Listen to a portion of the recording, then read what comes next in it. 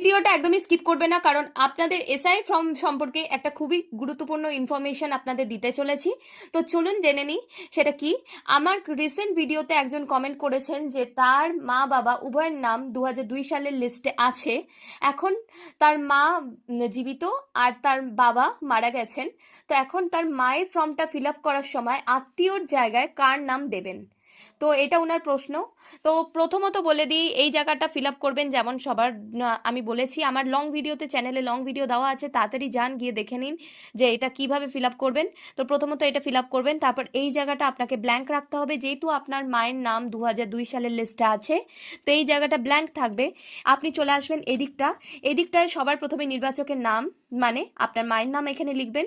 তারপর এখানে আপনার মায়ের এপিক নাম্বার, মানে আপনি যেহেতু আপনার মায়ের ফর্মটা ফিল আপ করছেন তো আপনি আপনার মায়ের এপিক নাম্বারটা এখানে লিখবেন। তারপর এখানে আত্মীয়র নামের জায়গায় আপনি আপনার দাদুর নাম লিখবেন, মানে আপনার মায়ের বাবার নাম। তো আপনার মায়ের সাথে আপনার আত্মীয়র কী সম্পর্ক সেটা এখানে লিখবেন, মানে ফাদার। তারপর এখানে জেলা, এখানে লিখবেন রাজ্যের নাম, আর লিখবেন বিধানসভা ক্ষেত্রের নাম, আর বিধানসভা ক্ষেত্র নাম্বার 2002 সাল অনুযায়ী এখানে লিখবেন। অংশ নম্বর 2002 সাল অনুযায়ী এখানে লিখবেন। আর এখানে লিখবেন আপনার মায়ের, যেহেতু আপনি ফর্মটা ফিল আপ করছেন তো আপনার মায়ের কত নম্বর ক্রমিক সংখ্যায় আপনার মায়ের নাম ছিল সেটা এখানে লিখবেন। ব্যাস, এখানে সিগনেচার করুন, ডেট লিখুন, আপনার ফর্ম রেডি।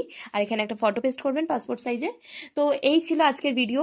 যদি এখনও আমার ফুল ভিডিওটা না দেখে থাকেন তো তাড়াতাড়ি যান গিয়ে ফুল ভিডিওটা ওয়াচ করুন। বিষয়ে আপনাদের আরও কোনো কিছু জানার থাকলে, কোনো কোয়ারি থাকলে কমেন্ট করুন, আমি আপনাদের সব উত্তর দেব, চটজলদি দেব, কারণ সময় আর বেশি নেই। তাড়াতাড়ি করুন ফর্ম ফিল আপ সঠিক পদ্ধতিতে।